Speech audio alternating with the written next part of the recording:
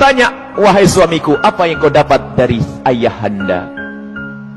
Apa yang kau dapat hari ini dari Rasulullah? Lah ini kalimat yang harus dibiasakan oleh para istri tuh. Bang, dapat ilmu apa? Kan begitu.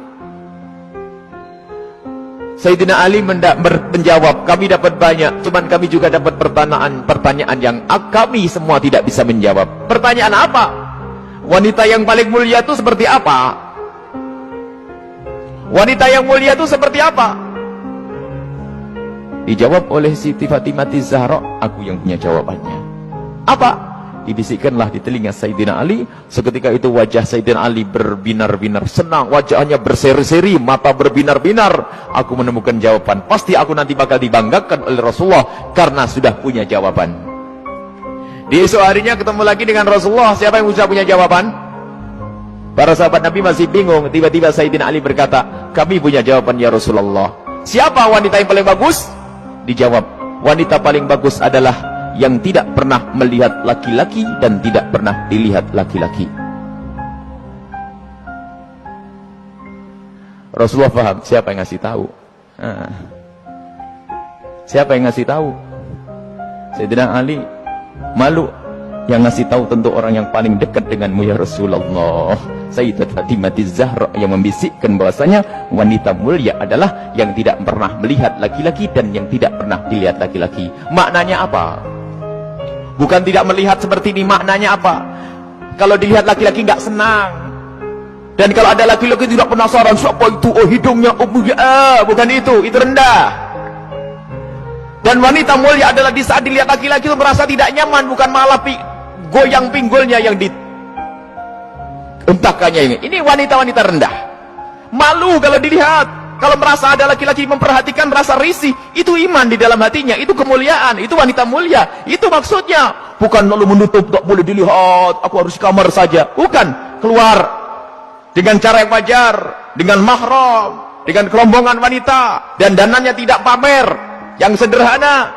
Akan tapi lihat, di saat diperhatikan laki-laki, merasa risih hatinya. Kalau semua yang ada di tempat ini merasa seperti itu, itulah pecinta Sayyidat Fatimah yang sesungguhnya. Sekarang rusak zaman. Wanita keluar semuanya pengen pamer apa yang ia miliki.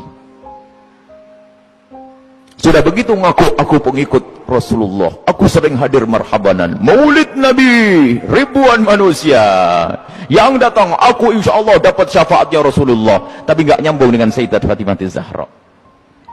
Jadi kita harus berusaha untuk menjadikan diri para wanita-wanita ini merasa tidak nyaman, tidak senang kalau tubuhnya diperhatikan oleh kaum pria. Ini iman, itu kemuliaan. Jadi tidak nyaman. Dan itu ada sifat-sifat semacam ini. Ada merasa risih. Ada yang Masya Allah kalau sudah diperhatikan merasa, waduh wajahnya mulai putih, kuning, hijau tuh.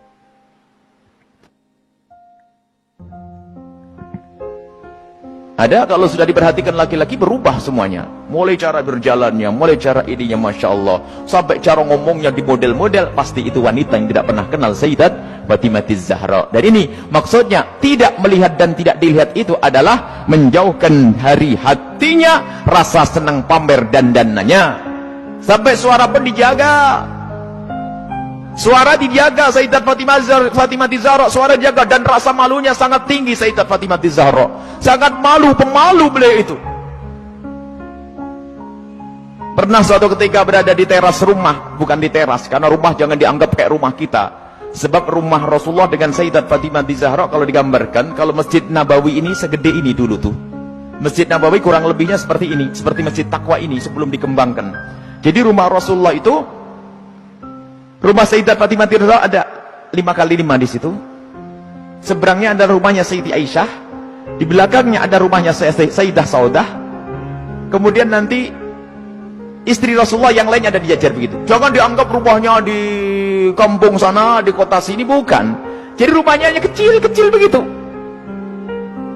Sehingga ada fitnah yang pernah disebar bahwasanya Siti Fatimah Zahra pernah ditendang Sayyidina Umar bin Khattab. Ini kan fitnah pada Sayyidina Umar.